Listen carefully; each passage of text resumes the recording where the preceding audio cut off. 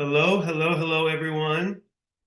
Um, I'm going to start us off kind of earlier than you might start a normal Zoom meeting while we wait for people to show up because we're recording this. And so we want to use all the hour that we have for this lunch and learn. Thank you for being here. My name is Gregory. I use they and he pronouns, and I'm coming from West Oakland, the unceded territory of the Ohlone tribe. If so, I don't want to just give a land acknowledgement like that. I want you to say, go plug into the local tribe that you're on. So don't just acknowledge the land. Go meet somebody who's a part of that tribe and doing really cool work. Here in the North Bay or in the East Bay, I mean, the Sogorea Land Trust does a lot of incredible work, and we get to work alongside them as volunteers and supporters, but trying to make that connection a little deeper than simply acknowledging the land that we're on. The other thing I want to say is that this other person on our screen, the top, well, I don't know where it is for y'all, but this is Becca. She's our new Southern California director. I don't know if you want to say hi real quick. Hi, everyone. So great to be here with y'all and join this wonderful team. Yeah, I'm Becca Estrada, she, her pronouns, and I am based out of Pasadena, California. Thank you. All of our information, both the California Interfaith Power and Light team and the Communities in Charge team, we'll put our info in the chat. All of this is being recorded. The chat will be recorded, so if you have any good questions, throw them in there, and then we'll follow up with you. So I'll send out another email with the links and with all the information that we share. So if you miss a note or something, don't worry, you'll get it. So before I hand it over and let them introduce themselves, let me quickly say. California Faith Power and Light's been around for over 20 years, and we've been helping congregations make this transition to the renewable energy transition that we need. And so electrifying buildings and thinking about climate change and climate justice. One of the things, though, we know is that it's hard to fund this stuff. It's difficult when you're a small fighting nonprofit to find the funds for a big solar project. You know, it's also, or an installation for an EV charger project. It's also difficult too because you need contractors and you need references and you need paperwork and there's bureaucracy you got to work through, and it can be tricky. So we connected with Communities in Charge recently and was blown away because it was like, wait, there's money that's available for congregation that doesn't have as many restrictions on it as lots of these grants have. So like you see that big shiny sign that says you can get a rebate for your solar or your charging station, and then you get into the weeds of it and you realize, oh man, we don't qualify. And so what's really fun about this program is most of our congregations will qualify. So I'm going to hand it over to Nora and Megan, who are the Communities in Charge team. Maybe they'll introduce themselves and then I'll switch over to the slide share. Great. Yeah. Thank you, Gregory. Appreciate that. So hello, everyone. Thank you all so much for coming today. We have a really great presentation on a financial incentive program that your congregations might be eligible for in the state. Before we get into the presentation, I just really quickly want to go over some housekeeping rules. So right now, everyone's videos are off as well as their audio is muted. We do ask that you remain muted throughout the duration of the presentation up until the question and answers portion at the end of the presentation. During that portion of the presentation, please feel free to use the raise hand function, and then we will call on you. You are able to come off of mute and ask your question. If you don't feel comfortable coming off of mute and would prefer to ask a question in the chat, you are more than welcome to do so, and Megan will be monitoring that. And I guess we can go ahead and go over to the slides since we have some slides on our intros there.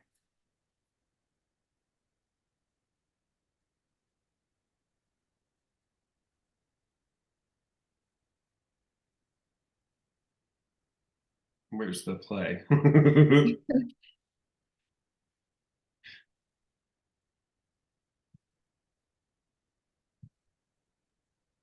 think maybe slideshow.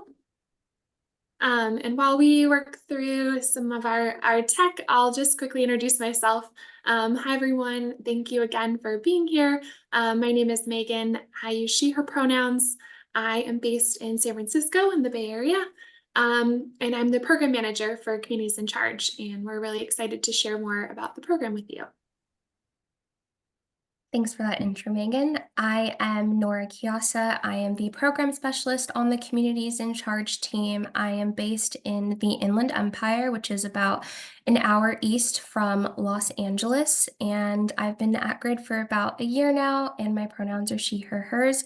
Also on our team, who was not able to make it today, is Taylor Sieben. She is our senior program manager, and she is based in the San Diego area.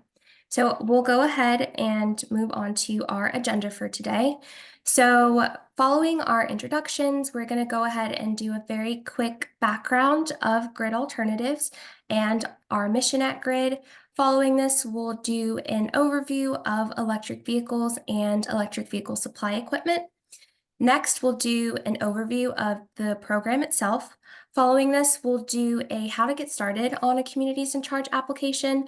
We'll provide you all with some resource to support you in submitting an application to Communities in Charge, and then we'll go into a Q&A session.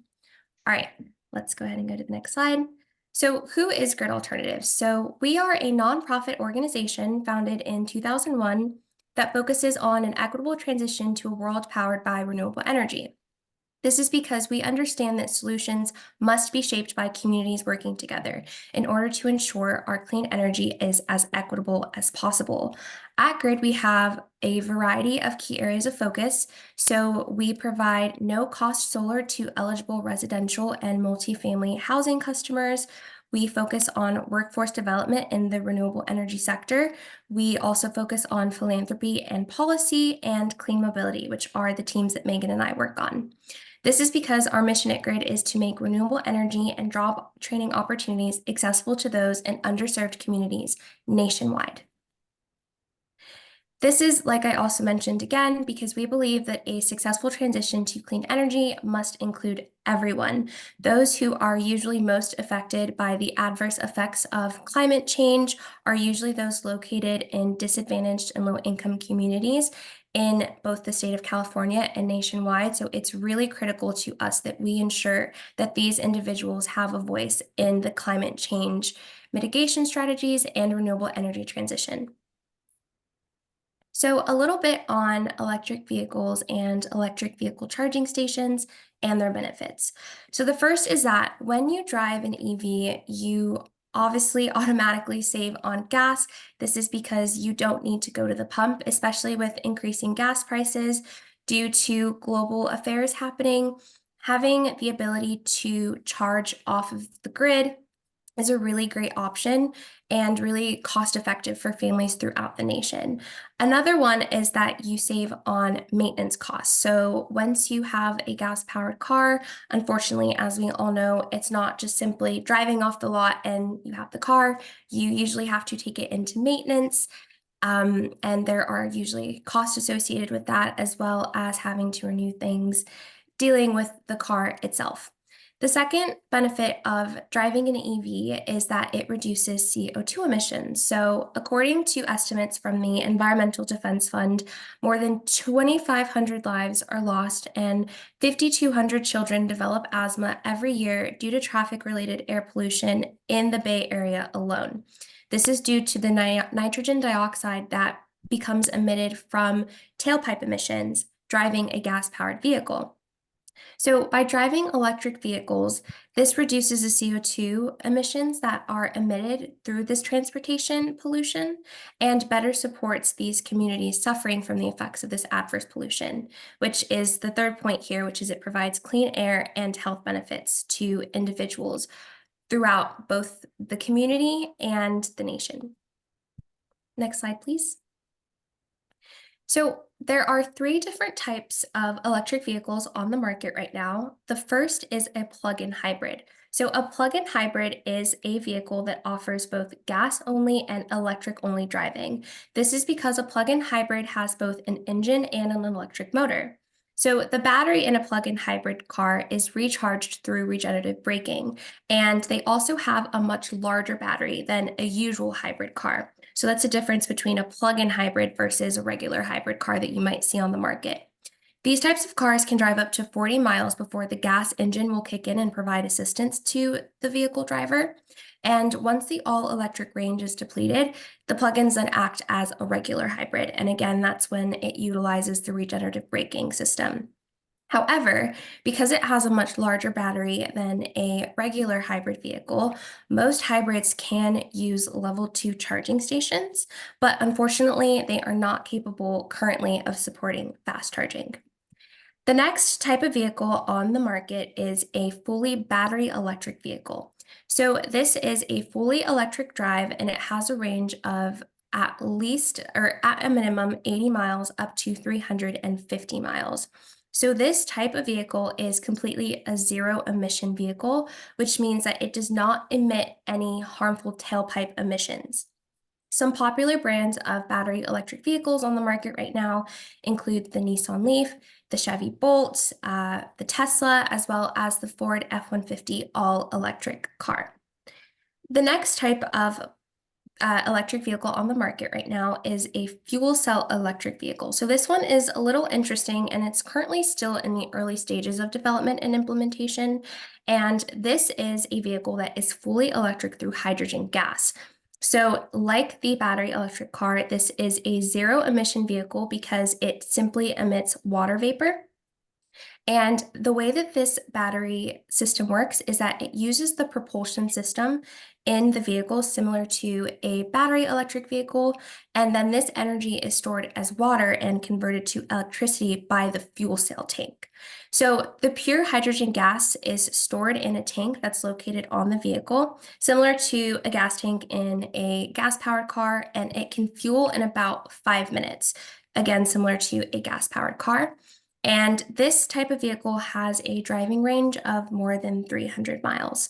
So if you look over to the right side of each of the vehicles, we have how each of the different vehicles are fueled. So with the plug-in hybrid vehicle, again, you can use either a level 2 charger or a regular fuel pump. With a battery electric vehicle, you would need to use an electric charging station. And with a fuel cell electric vehicle, you would need to use a hydrogen fuel cell station. Next slide, please. All right, so what are the different types of electric vehicle charging stations, or EVSE? So EVSE stands for Electric Vehicle Supply Equipment, and this is just the equipment that is utilized to charge a fully electric battery vehicle.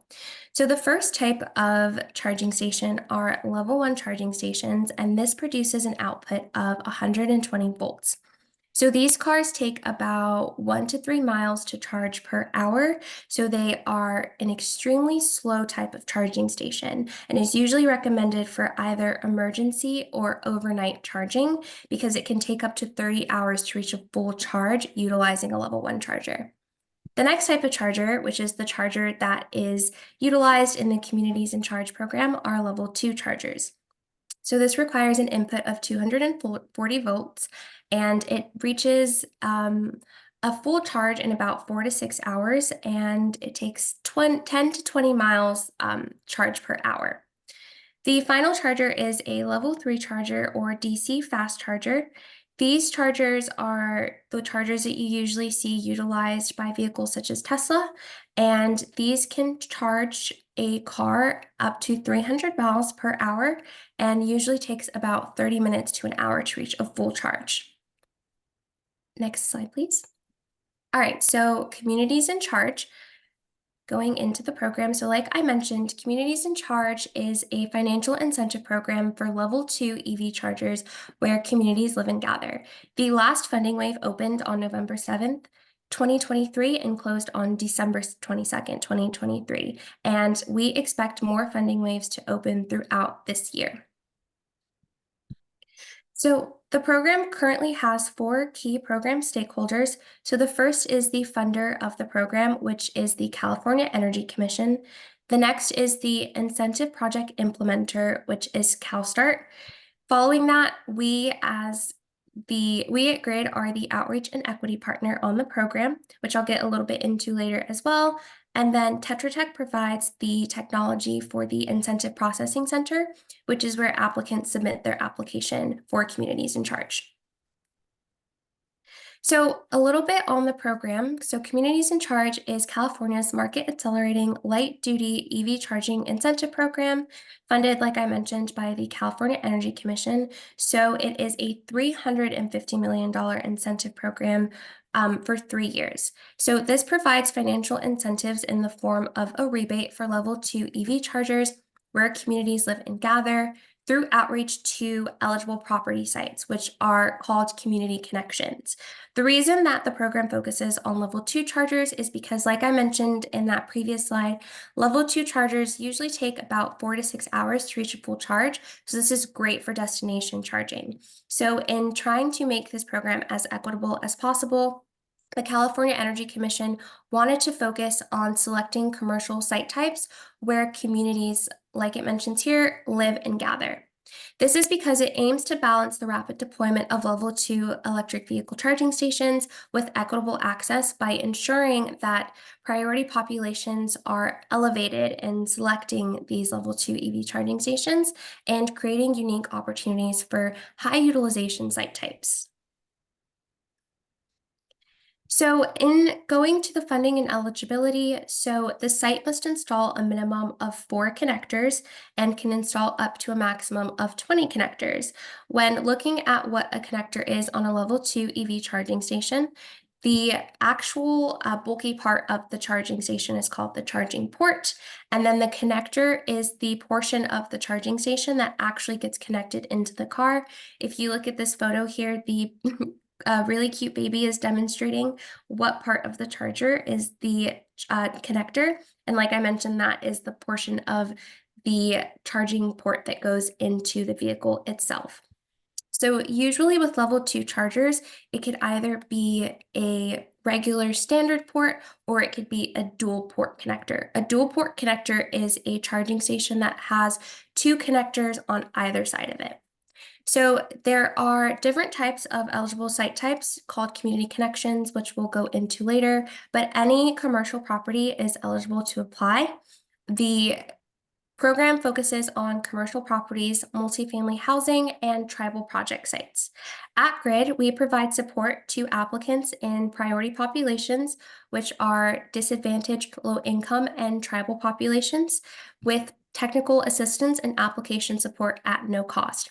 This is because we are the outreach and equity partner on the program, and 50% of the funds of the program must go to these priority populations. So really our mission in working on this program is to ensure that those funds are equitably distributed to those in those populations. So moving into the incentive amounts, so the base incentive for the program is $3,500 per connector or 75% of eligible project cost, whichever is less. So like I mentioned, there are 2 different types of ports. So there is a standard port with 1 connector or a dual port with 2 connectors. If, for example, your site wanted to utilize a dual port connector, they would receive a base incentive of $3,500 per those connectors, so $7,000 for a dual port connector. If the site is a multifamily housing project site, they will receive an adder of $3,500.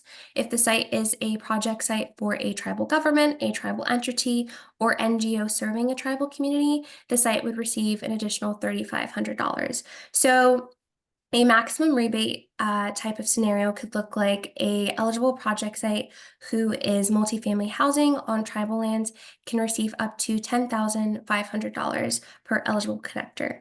I also want to note that the program is constantly evolving to ensure that it remains as equitable as possible, and the CEC did host a workshop discussing potential program changes to the funding amounts, and one of those would be increasing the total eligible funding cost to 100% of eligible project costs rather than 75%. So that is something that we are keeping an eye on, but just wanted to put that out there so that you guys can keep that in mind. But historically, usually the base incentive has been the $3,500 or 75% of eligible project costs. So moving into the community connections, so like I mentioned, there are 3 specific types of sites that are eligible for the fund. So those are commercial properties, multifamily housing, and tribal sites. Within the commercial properties, there are 8 different types of properties that are considered community connections based on the equity metrics as outlined in the program itself. So those community connections include multifamily housing, tribes, healthcare, schools, congregations, nonprofits, local governments, and workplaces in charge. And again, these site types were selected based on equity metrics determined by the California Energy Commission. There is also a scoring rubric with the program. So the program is scored on 2 metrics. So that is project readiness and this equity metric here. And the way that the equity metric works is that if a project site is defined as a community connection, they will receive a maximum award of 10 points. I know over there it says a maximum of 5. I believe that's just a mistake on the slide itself. Apologies for that. But if the site is a community connection, they can receive a maximum of 10 points. If the site is designated as a priority population, so a disadvantaged community, a tribal community, or a low-income community, they can receive up to a maximum of 5 points depending on the criteria there. Sites are also eligible to submit letters of support from CBOs or community-based organizations serving the same community as the project site. So a project site can receive a total score of up to 18 points. Thank you for that. Moving on, so this is an example commercial level 2 EVSE project with 4 connectors. So breaking it down, we're going to start first with the site assessment plus the site design plus the permitting. We'll get a little bit more in the other slides as to what exactly entails a site assessment and permitting, but we usually assume that the average price of that in the state of California is about $4,000. EV charger equipment costs are $1,500 per unit, but with 4 connectors, that would go up to $6,000. Labor and installation cost with the contractor utilized for the site would be $14,000. Any networking, operations, maintenance, and warranty costs, another $1,500. And networking, operations, and maintenance costs are the costs associated with connecting the charger to a network, as chargers must be networked to be eligible for the program. And operations and maintenance costs are any costs associated with maintaining the chargers. So that would be a total project cost of $25,000. Utilizing communities in charge incentives, $3,500 per connector. Again, this is a project with 4 connectors. You would receive a base incentive of $14,000.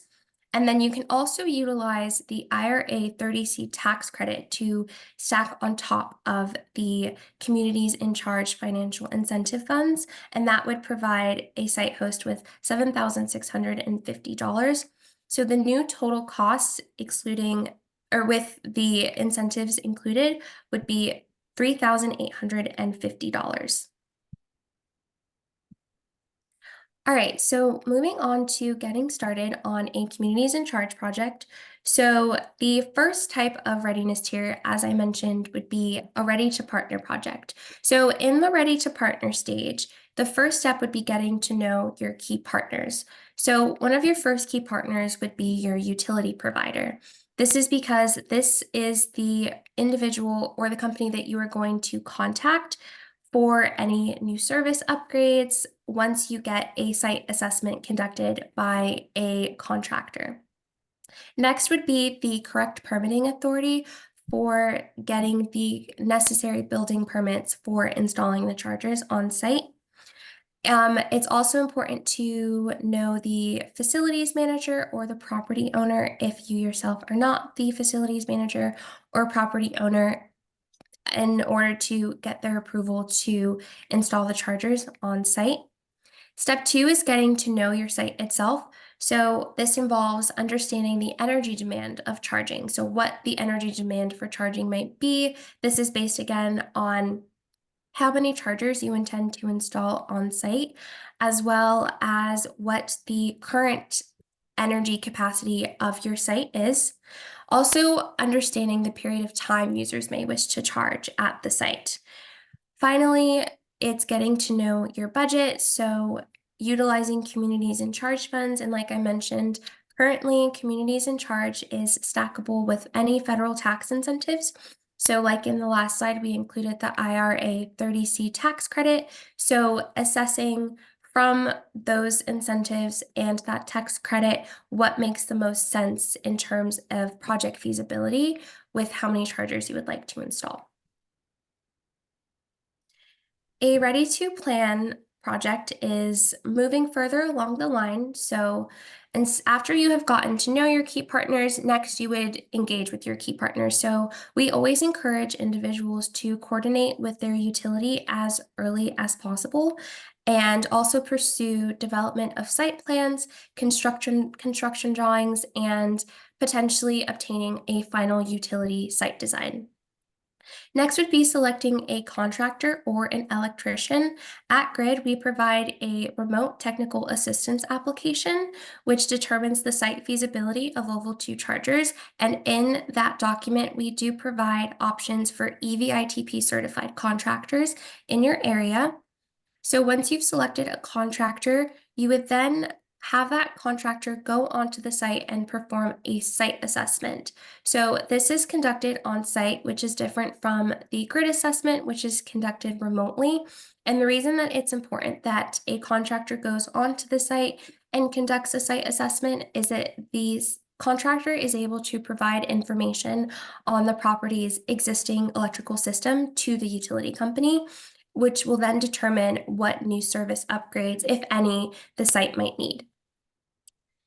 Then from there, I suggest reassessing your budget if needed. So once you get the site assessment conducted by the contractor and the contractor connects with the utility and they provide you a quote on the project feasibility, potentially determining if you should reduce the chargers, if you should increase the chargers, and also keeping in mind any future project goals. So how many chargers you would like to include in the future is also important during this step as well.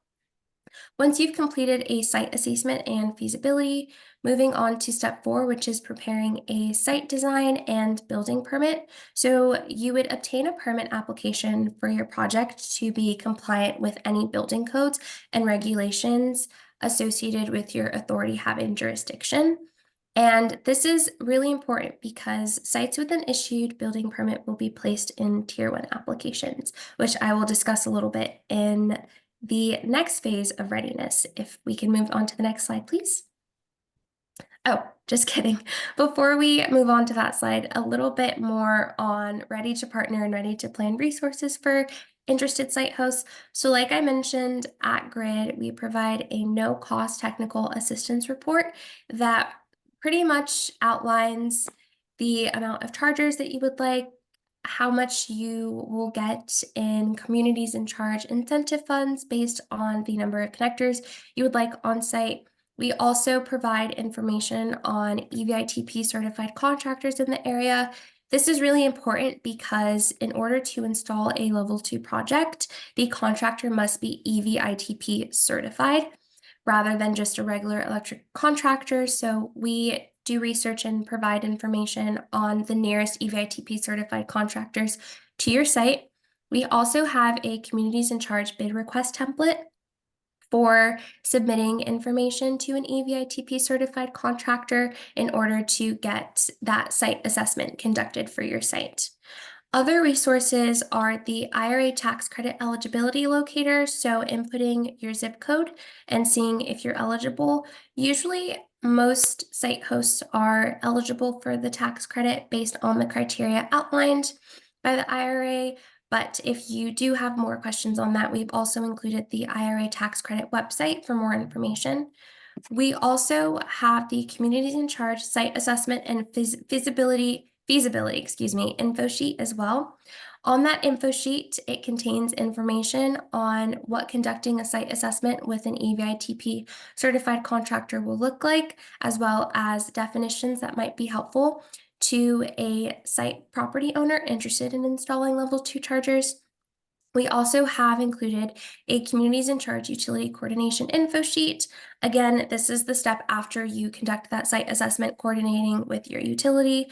This has definitions on potential service upgrades that might be necessary for level 2 chargers, such as transformer upgrades, electric panel upgrades, installing a secondary meter.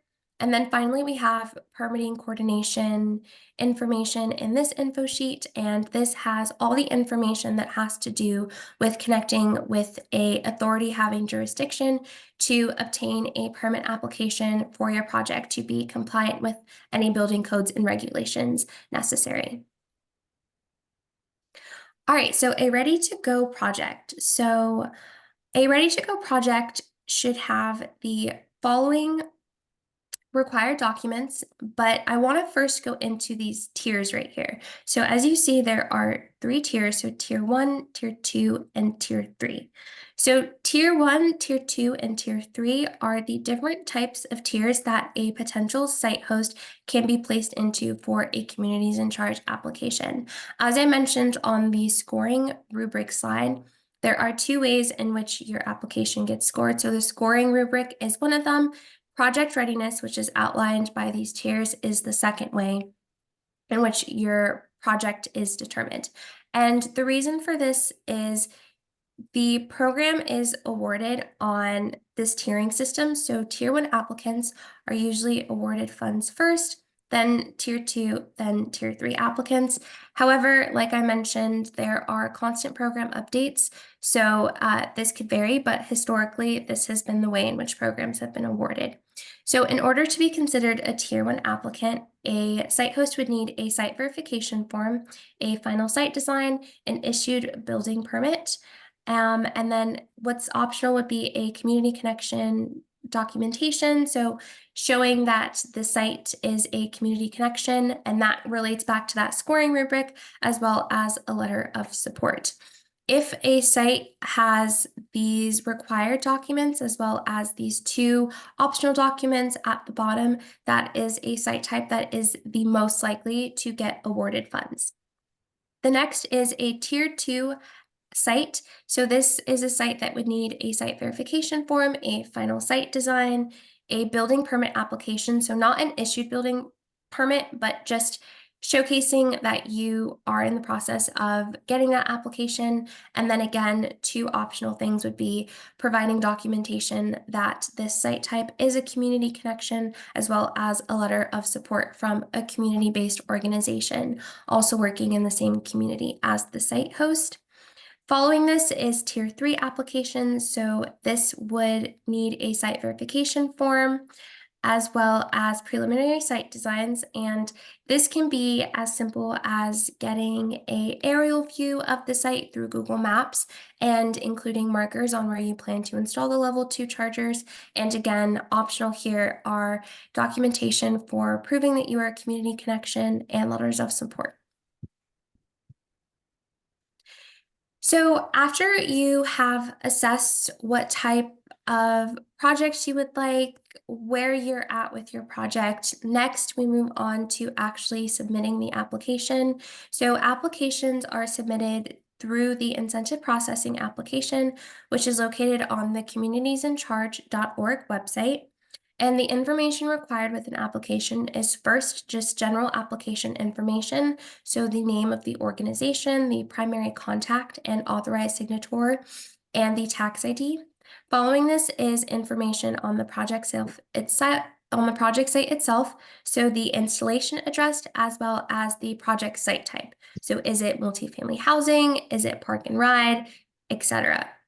Because as I mentioned, any type of commercial property is eligible for the funds, but based on the equity metrics, there are 8 different types of community connections. The other thing that must be submitted with the application is a site verification form, and this form is also located in the resources section on the communitiesinCharge.org website. This form will need to have the installation address, information on the applicant, and information on the property owner. Also, what must be submitted with the application is a job site installation form. So this is the prevailing wage and EVITP compliance affidavit. And again, this is just stating that the contractor that you are working with is EVITP certified, information on the equipment that you're planning to use for the project, as well as an installation compliance statement. And then these are just some more resources that we wanted to include for you all. So the first is the actual communitiesinCharge.org website. If you go to that website, there will be information on previous funding waves. It will also include the information on when the next funding wave intends to open. It also has a really great resource library, which we've included here. The resource library has those info sheets that we mentioned, as well as further information on how to apply. So CalSTART has hosted various how to apply workshops in the past for the different funding waves, so funding wave 1 and 2. And it's incredibly comprehensive and answers any questions that a site host might have about the application process. We've also included the Communities in Charge Funding Wave 2 implementation manual. So this is the kind of how-to of the Communities in Charge program. So it starts off with the history, kind of a background on the program and its mission. It goes into eligible and ineligible cost for the project, as well as what makes a community connection. So what would constitute multifamily housing, what would constitute a congregation in charge, what would constitute a nonprofit in charge, etc. It also delves further into the scoring rubrics, as well as the project readiness tiers, and provides any further information relating to the project itself. If you guys have any information on the project at GRID, we are always more than happy to help you through the application process. As we mentioned, we do offer free technical and application assistance, so please feel free to contact us at communitiesinCharge@gridalternatives.org, and we can go ahead and get you started on an application. We do understand that taking on a level 2 EV charging project can be a very daunting task. So our team is here to support you throughout the entire process and make sure that you can install a successful level 2 EV charging station at your site. So that concludes the portion of the presentation where we kind of provide an overview of everything. Thank you all so much for listening, and we can go ahead and move into the Q&A section. Before we do the Q&A, one thing I'd like to share too is that what was mentioned, Nora mentioned that you're going to be working with your power company. And so a lot of power companies, like there's PG&E, but a lot of our cities, like in the Bay Area, we have PCE, we have all different types of clean energy conglomerates that have come together and pump all this clean energy, renewable energy through PG&E's power lines, but it's 100% renewable. Those groups, I know PCE, Peninsula Clean Energy for sure in San Mateo, has other incentives for EV cars themselves. So if you need a car to get charged, and then if you go to driveclean.ca.gov, it'll pull up all the incentives and rebates that will work for your zip code in your neighborhood for an EV car itself. So you can match up your EV car with your EV charger. Now, I'm new to the webinar format, so I'm going to try this Q&A and see how it works here.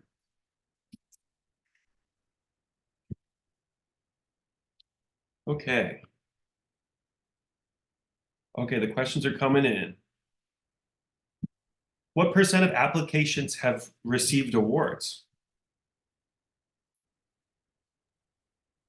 Yeah, so that's a great question. So I would say you can find that information on the communitiesinCharge.org website, like I mentioned. CalSTART has a map of where incentive funds have been applied as to where also how many applications have been awarded. I know that at GRID, we have worked with at least, I want to say, previously, about 15 sites have successfully at least submitted an application through the IPC. But yeah, for more information on which applicants have received awards, you can find that information on the website itself. Okay, here's a good question, which this was exciting. I say good because it was exciting to me when I first learned about it.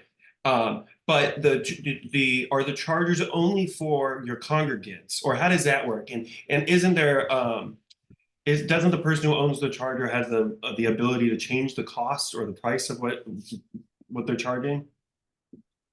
Yeah, so to answer your first question, no, the chargers do not need to be just for your congregants. They can also be publicly accessible. The applicant has the ability to decide if they want to make it just for the congregation or if they would also like others in the community to utilize the chargers as well. And yeah, they can also kind of set the price of charging so they can determine how much they would like individuals to kind of, charge for using the charging station itself. Here's an interesting question. My experience with EV chargers is that almost 50% of the time they are down for maintenance issues. Is a congregation fully responsible for the maintenance costs? Right. Yeah. Oh, Oh, go ahead. I can take that one. Yeah, so maintenance and warranties and operations, like contracts with a service provider are all eligible costs for communities in charge, at least they have been historically. So if you purchase equipment and you purchase a warranty for that equipment, and maybe you also purchase a operations and maintenance contract with the equipment provider, you can include those costs as eligible costs for communities in charge for the rebate. It is recommended that you have a warranty or a service agreement with someone for at least 2 years to ensure that the chargers are maintained and that there's kind of no that downtime is more limited, and that if you do have an issue with the charger, someone will come out and fix it quickly and easily. So the kind of the maintenance piece is really big, an important part of the program, and yeah, all of those costs are eligible for the rebate. And this question bounces off of one that was previously answered, but it's about access to the stations. If they were behind like a gate in your lot, would that be okay? Yes, that would be okay. So like I mentioned, the congregation can determine how they would want to have the chargers accessible. So you can have them accessible to only congregates or congregates and the general public. So it's really up to the site host. You're not penalized for that. You can also include signage that states that it's only for congregants if that's what the site host feels most comfortable with. But yeah, the site allows you to install the chargers for either the private property or also for the public as well. How long is this process, would you say? Getting all the ducks aligned, how long would that take? Yeah, that's a good question and one that we get often. So I would say that it varies. The part that usually takes the most time is coordinating with the utility, which is why we always encourage folks to contact their utility as soon as possible to figure out if, there are any service upgrades that are necessary for the site. But once I will say this, that with the application process, after you get your award of either final or your notice of final award or notice of conditional award, you have 270 days to complete the charger installation process from Communities in Charge. So the process itself can vary, but once you get that notice of final award, you have 270 days from that point. So another question on pricing. So is pricing for the EV charging generally priced to be profitable? And is there any issue with the church or nonprofit making a profit off of it? So the chargers, like we mentioned, they can be profitable if the site decides to charge individuals for using the chargers. They also don't have to include a price for using the chargers. There's no issue with the nonprofit church making a profit from installing the chargers and setting a price on the chargers. So in terms of the chargers themselves being profitable. That would just, depend on the site host. Obviously, it makes sense to want that return on investment with chargers, setting a price for the chargers. But again, it really just varies with the site host. Mhm. I'm looking Um, here. Yeah. And I'll just add quickly to that, there are some ways that that you can work with your utility to see if there are better rates for EV charging. Some utilities have rates that are specific to owning and operating EV chargers that are a little bit cheaper cost of electricity and things like that. And then, like we mentioned earlier, there's also ways to set the price of the charger so that you are, if you want to offer free charging for staff, for example, but have a price to charge for the broader community, you can do that. And something that we're working on as part of our technical assistance is to look at operating costs and try to help folks understand what those operating costs might look like and how they might want to price their chargers, and things like that. And also the EV charging providers have a lot of insight onto this as well. So once you choose your equipment and are working with that provider, they might have some additional insight on how you can best kind of make a profit or break even or kind of whatever your financial goal is for the chargers. There seems to be some questions on how to power the systems. And if on-site solar could be used to power them. Yeah, I would assume so. Yes, and it's actually usually better if you have solar installed on your property because that means that you usually have the electric capacity necessary for a level 2 charging project. So yes, the way that the chargers are or generate power are through your electric panel. So we also usually recommend that your charging stations kind of have some form of direct access to the electric panel. If your electric panel does not have the capacity to support a level 2 charging project, that is when you would coordinate with the utility to get a new electric panel or transformers to generate the total power necessary for a level 2 charging project. But yeah, you can have solar and have level 2 chargers. That shouldn't be a problem.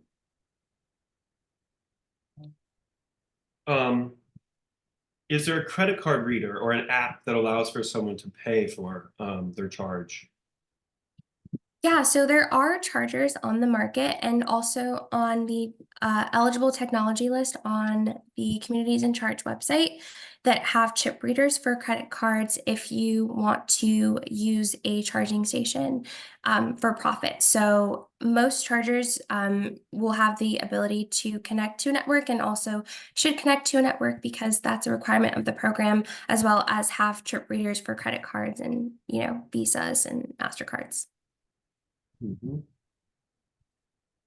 All right, are there any other questions? Since What's that? Oh, actually, never mind. Megan is answering it in the chat. Yeah. Sorry. I put my information in the chat. I put the Communities in Charge website there. Again, we will follow up with an email to everyone who's come and then out to our list with the recording of this, with some of the slides and all the things you couldn't click on because there was a slide and not something accessible. We'll make sure you can access all of those, all the info sheets and all of that information. I just saw one more good question come into the chat about congregations who have done this. And the answer is for folk, like, because this is a newer program, through Communities in Charge, we don't have any congregations that have so far installed chargers, although there's congregations that we're working with to apply to this next funding wave. But I will say there's many congregations who kind of outside of Communities in Charge have applied for various grants or other funding programs and have installed EV charging at their congregation. I think through organizations like Interfaith Power and other organizations that support this work, there's definitely examples of congregations that have kind of successfully either done level 2 or level 3 projects. And I think as more folks learn about these programs and start to do these projects, there'll be a bigger community of of folks that you can learn from who have kind of on the ground experience doing this. And we've worked with a couple of folks whose we could ask to see if we could share their contact information if that was something of interest, to kind of learn from other congregations who are also going through this and kind of figuring it all out. And one final thing is this is an attempt to build the green infrastructure that we so desperately need as we move away from carbon and fossil fuels. And so lots of times people will say, well, EVs aren't the solution, or charging. There's not a charger near me. Well, this is how we get chargers near people. We pioneer, faith communities lead the way, lead the spark on the hill that builds this infrastructure up so that people can no longer say, oh, well, we can't get an EV because there's no charger. Well, actually, there's one in my church parking lot. Come on over. Thank you all so much for being here. Thank you, Communities in Charge. We're happy that Becca's on our team. She'll connect with all our SoCal folks too to help you with this process. Have a good rest of your lunch break, and thank you all for being here. Thank you.